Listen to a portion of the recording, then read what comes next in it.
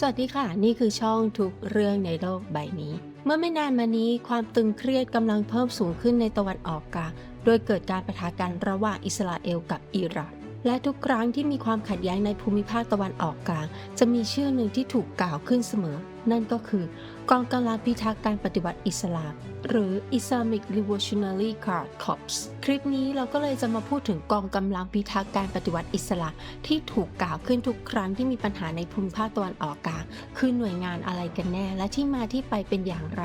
จนทำให้หลาย ๆ ประเทศกล่าวว่าเป็นองค์กรก่อการร้ายระดับโลกเพื่อที่จะเข้าใจกองกำลังพิทักษ์การปฏิวัติอิสลามได้ดีเราจำเป็นจะต้องเข้าใจระบบการเมืองที่โดดเด่นเฉพาะตัวของอิหร่านกันก่อนนะคะ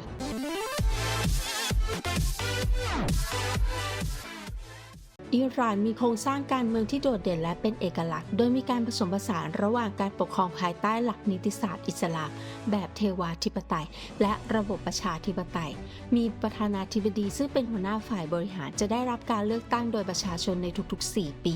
แต่ผู้นำสูงสุดของประเทศถูกเรียกว่าลาบาซึ่งจะเป็นผู้นำสูงสุดทั้งฝ่ายศาสนาจักรและอาณาจักรดำรงตำแหน่งตลอดชีวิตดังนั้นผู้นำสูงสุดในอิหร่านจึงมีอำนาจอย่างมากมายผู้นำสูงสุดยังมีอำนาจในการควบคุมและกำกับดูแลการตัดสินใจของฝ่ายบริหารรวมทั้งมีอำนาจในการเป็นผู้บังคับบัญชาการทหารสูงสุดและมีอำนาจในการประกาศสงครามและยุติสงครามได้ดังนั้นกองกำลังทหารของอิหร่านจึงได้รับคำสั่งโดยตรงจากผู้นำสูงสุดส่วนรัฐมนตรีว่าการกระทรวงกลาโหมของอิหร่านนั้นไม่มีอำนาจในการสั่งการกองทัพแต่อย่างใดมีหน้าที่แค่จัดหางบประมาณและจัดสรรทรัพยากรให้แก่กองทัพเท่านั้นระบบทหารของอิหร่านก็ค่อนข้างน่าสนใจเช่นกันกองกำลังทหารของอิหร่านแบ่งออกเป็น2 ส่วนคือกองทัพทั่วไปและกองกำลังพิทักษ์การปฏิวัติอิสลามโดยที่กองทัพทั่วไปจะประกอบด้วยกองทัพบกกองทัพอากาศและกองทัพเรือเช่นเดียวกับกองกำลังพิทักษ์การปฏิวัติอิสลามที่มีกองทัพบกและกองทัพอากาศและกองทัพเรือด้วยเช่นกัน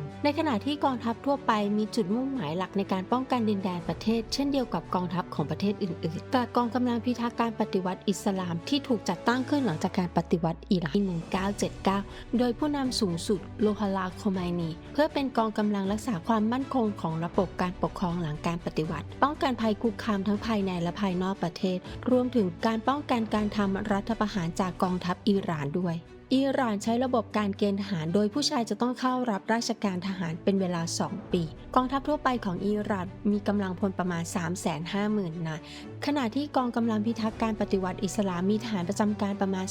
250,000 นายและมีกำลังพลรวมอาสาสมัครและกองกำลังประชาชนอีกประมาณ3 ล้านนายโดยอาสาสมัครทั้งหมดซึ่งเป็นผู้ที่มีความเลื่อมใสศรัทธาต่อศาสนาอิสลามอย่างแรงกล้าพวกเขาเข้ารับราชการด้วยความคิดที่จะรับใช้ศาสนาอิสลามและส่วนใหญ่ปฏิบัติงานโดยไม่ได้รับค่าจ้างแต่อย่างใดนอกจากกองทัพบกกองทัพอากาศและกองทัพเรือแล้วกองกำลังพิทักษ์การปฏิวัติอิสลามยังประกอบด้วยกองกำลังประจำการพิเศษที่เรียกว่าคุสซึ่งมีหน้าที่รับผิดชอบการปฏิบัติการในต่างประเทศและกองกำลังอาสาสมัครพร้อมเรียกที่เรียกว่าบาซิกดังนั้นทุกการปฏิบัติการทางทหารของอิหร่านนอกประเทศจะถูกดำเนินการโดยกองกำลังพิเศษคุสไม่ว่าจะเป็นการจับกุมเรือในช่องแคบฮอร์มุซการปะทะกับสหรัฐหรือการปฏิบัติการทางทหารในอิรักซีเรียและเลบานอนเหตุนี้เองจึงเป็นเหตุผลที่ทำให้เราได้ยินชื่อคุสที่กล่าวขึ้นในข่าวบ่อยครั้งเมื่อมีการขัดแย้งในภูมิภาคตะวันออกกลางดังที่กล่าวไปแล้วข้างต้นกองกำลังพิทักษ์การปฏิวัติอิสลามถูกจัดตั้งขึ้นหลังการปฏิวัติอิหร่านในปี 1979 โดยมีจุดประสงค์เพื่อป้องกันการทำรัฐประหารที่เกิดจากกองทัพอิหร่านที่อาจจะลุกขึ้นต่อต้านก่อนการปฏิวัติอิหร่านในปี 1979 อิหร่านเคยเป็นหนึ่งในพันธมิตรทางทหารที่แข็งแกร่งของสหรัฐในภูมิภาคตะวันออกกลางรองจากนาโตในยุโรปเท่านั้นในช่วงสงครามเย็นนั้นอิหร่านมีบทบาทสำคัญในการป้องกันไม่ให้สหภาพโซเวียตแผ่อิทธิพลเข้ามาในตะวันออกกลางด้วยเหตุนี้ทำให้ราชวงศ์ปาลาวีแห่งอิหร่านมีความสัมพันธ์อย่างใกล้ชิดกันมากกับสหรัฐตัวอย่างที่เห็นได้ชัดในความสัมพันธ์ทางทหารที่แน่นแฟ้นกันนั่นก็คือนอกจากสหรัฐแล้วอิหร่านเป็นประเทศเดียวในโลกที่ได้ใช้เครื่องบินขับไล่ F-14 ซึ่งดำเนินการโดยกองทัพเรือของสหรัฐเมื่อเครื่องบินขับไล่ F-14 ถูกนำมาใช้งานในทศวรรษ 1970 มันถือว่าเป็นเครื่องบินรบที่ล้ำสมัยที่สุดในขณะนั้นเช่นเดียวกับเครื่องบิน F-35 ในปัจจุบัน F-14 เป็นเครื่องบินรบยุทธวิธีล้ำส สมัยที่สามารถติดตั้งยุทโธปกรณ์สกัดกั้นพิสัยไกลคือสามารถติดตั้งขีปนาวุธเฟนิกซ์ได้ถึง6ลูกและมีความสามารถในการโจมตีเป้าหมายทางอากาศจากพิสัยไกลได้ในขณะนั้นสหรัฐมีความกังวลเรื่องความรั่วไหลทางด้านเทคนิคซึ่งไม่ค่อยจะขาย F-14 ให้กับประเทศพันธมิตรแต่กลับอนุญาตให้มีการขายเครื่องบินรุ่นนี้ให้กับอิหร่านอังกฤษยังได้พัฒนาและจัดหารถถังชิปเทิลซึ่งเป็นหนึ่งในรถถังที่ทรงพลังที่สุดในเวลานั้นให้กับอิหร่านตามข้อกำหนดของเขามีเรื่องราวที่น่าสนใจเกี่ยวกับ F-14 สหรัฐอเมริกามีสถานที่ที่เรียกว่าหลุมฝังศพเครื่องบินที่ตั้งอยู่ในรัฐอาริโซนาที่มีเครื่องบินรบกว่า 4,000 ลำที่ถูกจัดเรียงเก็บรักษาไว้ซึ่งเราได้เคยทำเรื่องราวเกี่ยวกับหลุมฝังศพเครื่องบินนี้ไว้สามารถดูได้จากคลิปย้อนหลังนะคะสำหรับเครื่องบินขับไล่ F-14 เหล่านี้ไม่สามารถนำกลับมาใช้งานได้อีกและจะต้องถูกทำลายทิ้งโดยสิ้นเชิงสาเหตุที่จะต้องทำลายทิ้งนั้นเป็นเพราะว่าสหรัฐกังวลว่าอิหร่านอาจจะลักลอบนำเข้าชิ้นส่วนอะไหล่ของเครื่องบินรุ่นนี้ที่สหรัฐส่งไปให้ก่อนการปฏิวัติอิหร่านดังนั้นเพื่อไม่เกิดการล่วไหลของเทคโนโลยีดังกล่าวสหรัฐจึงต้องทำลายทุกลำที่ถูกปลดระวางแล้วโดยการพับให้เสียรูปทรงหลังการปฏิวัติอิหร่านประสบปัญหาอย่างมากในการรักษากองกำลังอากาศไว้จนจะต้องดัดแปลงขีปนาวุธต่อต้านอากาศยาน MIM-23 Hawk ให้กลายเป็นขีปนาวุธอากาศสู่พื้นและติดตั้งทำงานร่วมกับเครื่องบินขับไล่ F-14 แสดงให้เห็นถึงความยากลำบากในการดำรงสมรรถภาพทางอากาศของอิหร่านในช่วงนั้นก่อนการปฏิวัติอิหร่านเมื่ออิหร่านมีความสัมพันธ์ทางทหารที่แน่นแฟ้นกับสหรัฐทำให้ส่วนใหญ่นายทหารของอิหร่านในขณะนั้นได้รับการศึกษาแบบตะวันตกจากสถาบันทางทหารชั้นนำของสหรัฐและอังกฤษเช่นโรงเรียนนายร้อยเวสต์พอยต์และโรงเรียนนายเรืออากาศเป็นต้นหลังการปฏิวัติอิหร่านรัฐบาลอิหร่านจึงไม่สามารถไว้วางใจกองทัพของตัวเองได้อีกต่อไปดังนั้นรัฐบาลการปฏิวัติอิหร่านจึงจัดตั้งกองกำลังพิทักษ์การปฏิวัติอิสลามขึ้นเพื่อป้องกันการทำรัฐประหารจากกองทัพและได้จับกุมนายทหารจำนวนมากเอาไว้อย่างไรก็ตามเมื่อสงครามอิหร่านและอิรักปะทุขึ้นในปี 1980 นายทหารที่ถูกจำคุกไว้ก็ได้รับการปล่อยตัวอีกครั้งและพวกเขาก็ออกมาทำสงครามกับอิรักและอีกนั่นแหละรัฐบาลอิหร่านกังวลว่าอิทธิพลของนายทหารเหล่านี้จะเพิ่มขึ้นหลังจากสงครามอิรักดังนั้นกองกำลังพิทักษ์การปฏิวัติอิสลามจึงค่อยๆเพิ่มขนาดขึ้นและในปี 1989 เมื่อแอลลี คอเมนาอีผู้นำสูงสุดคนปัจจุบันขึ้นมามีอำนาจบรรดาพวกพ้องคนสนิทและผู้มีอิทธิพลในระบบการปกครองก็เริ่มแสวงหาอำนาจในการที่จะต้องการควบคุมกองกำลังพิทักษ์การปฏิวัติอิสลามให้ตกอยู่ในกำมือของพวกตนและตั้งแต่ปี 2003 เป็นต้นมาผู้สังกัดกองกำลังพิทักษ์การปฏิวัติอิสลามก็เริ่มได้เข้ารับการเลือกตั้งเข้าสู่สภาท้องถิ่นเป็นจำนวนมากและในปี 2004 นายทหารหลายนายที่เกษียณแล้วก็ลงสมัครรับเลือกตั้งเป็นสมาชิกรัฐสภาทำให้พวกเขาสามารถแทรกซึมเข้าสู่รัฐสภาได้มามูอามาดีเนจาประธานาธิบดีคนก่อนของอิหร่านเองก็เป็นอดีตสมาชิกกองกำลังพิทักษ์การปฏิวัติอิสลามและถือว่าเป็นคนอนุรักษ์นิยมสายพันธุ์แท้ในช่วงที่เขาดำรงตำแหน่งประธานาธิบดีผู้ที่สังกัดกองกำลังพิทักษ์การปฏิวัติอิสลามได้แทรกซึมเข้าสู่ฝ่ายบริหารและการเมืองเป็นจำนวนมากโดยคิดเป็นประมาณ 50% ของคณะรัฐมนตรี1 ใน 3ของผู้ว่าราชการจังหวัดทั้ง30จังหวัดและ80ที่นั่งจากทั้งหมด290ที่นั่งในรัฐสภานอกจากนี้ตำแหน่งผู้บริหารระดับกลางในฝ่ายบริหารก็ตกอยู่ในการครอบงำของกองกำลังพิทักษ์การปฏิวัติอิสลามด้วยทำให้อิทธิพลทางการเมืองของพวกเขาเพิ่มสูงขึ้นเป็นอย่างมากในปี 2009 เมื่ออามาดีเนจาชนะการเลือกตั้งประธานาธิบดีด้วยเสียงที่ค่อนข้างแตกต่างกันเพียงเล็กน้อยก็เกิดข้อกล่าวหาว่ามีการทุจริตในการเลือกตั้งครั้งนั้นนำไปสู่การประชุมประท้วงอย่างรุนแรงไปทั่วอิหร่าน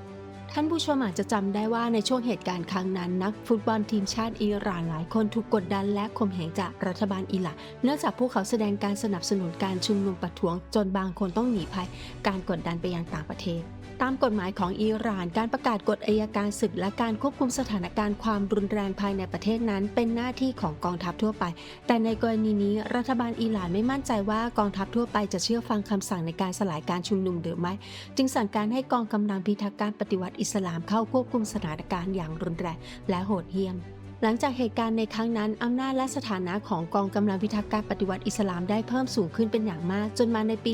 2010 เกิดเหตุขัดแย้งระหว่างประธานาธิบดีอามีเนจาและผู้บัญชาการกองกำลังพิทักษ์การปฏิวัติอิสลามในขณะนั้นคือกาเซมโซเลมานีซึ่งเหตุการณ์ได้บานปลายจนโซเลมานีได้ตบหน้าประธานาธิบดีอามีเนจา แสดงให้เห็นถึงอำนาจของกองกำลังพิทักษ์การปฏิวัติอิสลามที่แม้แต่ประธานาธิบดียังไม่กล้าเข้าไปยุ่งเกี่ยวจากงบประมาณด้านกลาโหมในปี 2019 เราแสดงให้เห็นถึงสถานะของกองกำลังพิทักษ์การปฏิวัติอิสลามได้อย่างชัดเจนโดยที่ได้รับงบประมาณถึง 29% ของงบประมาณทั้งหมดขณะที่กองทัพทั่วไปได้รับเพียง 12% เท่านั้นสิ่งที่น่าสนใจยิ่งกว่านั้นก็คือกองกำลังนี้มีอิทธิพลอย่างมหาศาลในภาคเศรษฐกิจของอิหร่านด้วยมีการคาดการณ์ว่าธุรกิจต่างๆที่อยู่ภายใต้การดำเนินการขององค์กรนั้นมีมูลค่าคิดเป็นสัดส่วน 20% ถึง 60% ของผลิตภัณฑ์มวลรวมภายในประเทศของอิหร่านบริษัทต่างๆที่อยู่ภายใต้การดำเนินการของกองกำลังนี้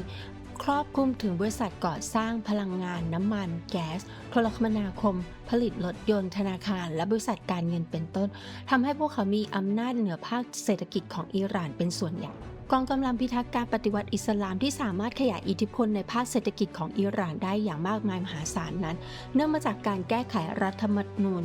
ที่เกิดขึ้นหลังสงครามอิหร่านอิรักเพื่อสามารถสั่งให้กองทัพเข้ามามีบทบาทในการบูรณะประเทศที่ถูกทำลายจากสงครามได้อย่างถูกต้องตามกฎหมายและได้มีการระบุในมาตรา 147 ของรัฐธรรมนูญว่าในสถานการณ์สงบศึกกองกำลังและอุปกรณ์ทางการทหารสามารถถูกนำมาใช้ในการปฏิบัติการภารกิจช่วยเหลือเพื่อการบูรณะประเทศวัตถุประสงค์ด้านการผลิตและการศึกษา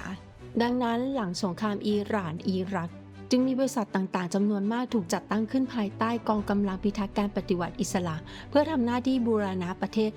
และได้มีการก่อตั้งบริษัทโฮลดิ้งที่ชื่อกอบาเพื่อบริหารจัดการบริษัทเหล่านี้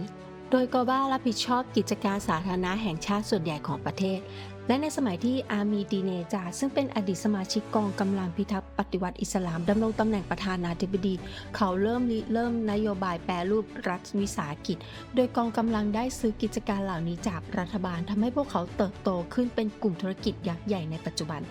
นอกจากนี้ในสังคมอิสลามมีมูลนิธิการกุศลเพื่อช่วยเหลือผู้ด้อยโอกาสเป็นจำนวนมากซึ่งมูลนิธิเหล่านี้ถูกจัดตั้งขึ้นโดยกองกำลังพิทักษ์การปฏิวัติอิสลามและได้รับเงินสนับสนุนจากรัฐบาลด้วยเนื่องจากอิหร่านถูกคว่ำบาตรทางเศรษฐกิจมาเป็นเวลาหลายปีกองกำลังพิทักษ์การปฏิวัติอิสลามจึงรับหน้าที่ในการลักลอบนำเข้าสินค้าจากต่างประเทศผ่านช่องทางผิดกฎหมายหรือการลักลอบค้าด้วยดังนั้นกองกำลังพิทักษ์การปฏิวัติอิสลามในปัจจุบันบางครั้งจึงถูกเรียกว่ารัฐบาลที่ปกครองเหนือรัฐบาล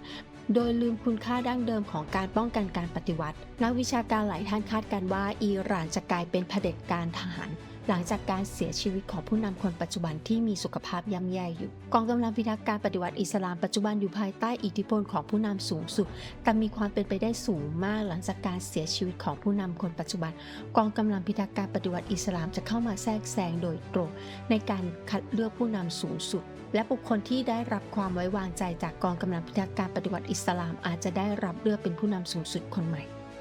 กองกำลังนี้ถูกก่อตั้งโดยผู้นำสูงสุดและอยู่ภายใต้การปกครองของผู้นำสูงสุดอาจเข้ายึดครองอำนาจบริหารประชาธิปไตยและเศรษฐกิจของประเทศโดยใช้ทรัพยากรที่มีอยู่และเลือกและปกครองผู้นำสูงสุดคนใหม่กำหนดทิศทางประเทศอิหร่านได้ทั้งหมดในอนาคตก็อาจเป็นได้แล้วท่านผู้ชมมีความคิดเห็นอย่างไรเขียนคอมเมนต์มาบอกกันได้นะคะหรืออยากให้ช่องทำเรื่องเกี่ยวกับอะไรเขียนคอมเมนต์มาบอกกันได้เลยค่ะขอบคุณสำหรับการติดตามกดไลค์กดแชร์และกดซุปเปอร์แตงเพื่อเป็นกำลังใจให้กับทีมงานขอบคุณค่ะพบกันใหม่คลิปหน้านะคะสวัสดีค่ะ